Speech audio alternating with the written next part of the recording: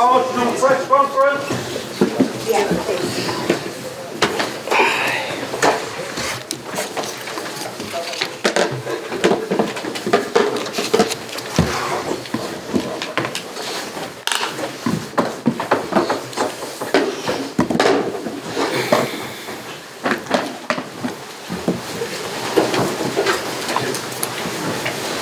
Okay, folks, who wants to kick us off?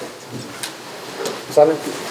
Mikel, have you ever heard a noise at the Emirates like that? I don't know, but I don't think it does get much better than that. It was a beautiful moment, a really special one, because we were pushing and pushing and pushing, and the goal wasn't coming, and it came at the end, and then VAR made it even more difficult, but it was just electric, and it was really emotional, really passionate, and I loved it. It's a long way to go, but how big does that result be in the context of the title? It's a little more than 3. Well, especially after coming back, winning the London Derby away from home, the way we played, playing a completely different team that has very different demands and way of playing, going down straight away against this team is extremely dangerous, because you can start to try to attack in ways that they are going to punish you. We come back in the game with 2-1, and it happened exactly what happened at Old Trafford. At 2-1, we were in total control of the game. They scored. And then is the moment that, again, if emotionally you are not sound, if you are not intelligent enough to understand what the game requires now, you are going to lose it. And we did the opposite, and we got better and better and better, and we fully deserve to win the game. Matt? Mikel, does a result and a performance like that help the players believe that they can be champions? I hope they do. No matter that they are champions, they are good enough to play against these teams and perform the way we've done it. But at the same time, don't get confused. And we talked about it in the last 2 or 3 days, that we know our reality, we know still how much we have to improve, and we know exactly what it takes us to the position that we are today, and we have to reinforce that every single day. A lot of people were worried when Gabriel Jesus got injured, but you look at the way that Eddie's playing, he's now your top scorer this season. What more can you say about Eddie and what he's doing? What Eddie is doing is incredible. We cannot say we saw that. We were hoping that he could do that because of the way he is, because of his mentality, because of his qualities, obviously, and how those qualities fit within the team. But yeah, losing Gabi was a big blow. It is a big blow today, but Eddie is responding, and the team, I think, in an exceptional way. Yeah. Hi, Mikel. Good from BeanymanSports. How do you keep the young players in the squad level-headed?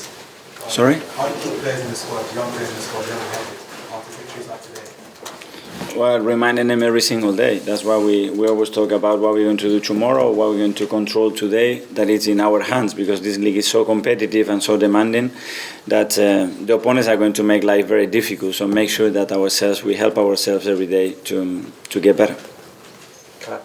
Bukayo, a lot of people were questioning whether Eddie was the right decision to extend his contract in the summer. You saw a lot in him, you've always had faith in him. What is it that you've seen specifically in him that made you have that faith? The qualities that he has, how much he wants, how much belief he's got in himself to become Arsenal's number 9, his desire, his background. We are with him every single day. It's a special kid. He's so loved by everybody at the football club. He's got a real Arsenal heart and spirit within him, and that's very special. And you cannot put that into numbers, but he's really, really good. Obviously, he missed the big chance just before he got the winner. What does that say about his personality? The next time he's going to try again, and he's going to miss chances, and he's going to miss more chances this season for sure. But I guarantee you that the next one he's going to try to do it again. He's not going to hide. Mikel Arteta was watching on today. What can you say about his arrival? How excited are you having him to join the squad? We can talk about that when everything is finalised. Thank you.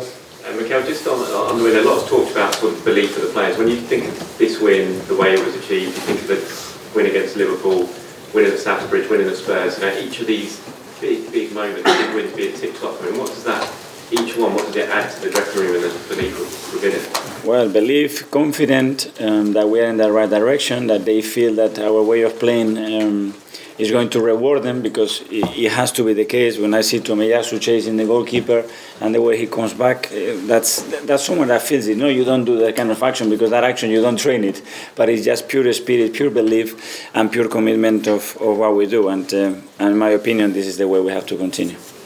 Mikel, we're halfway through the season now, exactly in terms of games. Can you sum up the first half of the season for us? A bit of a half-table. Extraordinary, I would say. It doesn't get much better than that. That's the reality. I think we deserve the points that we have. I think we have played well enough to win most of the matches. But the reality as well is that we have still a lot of things that we can get much better at.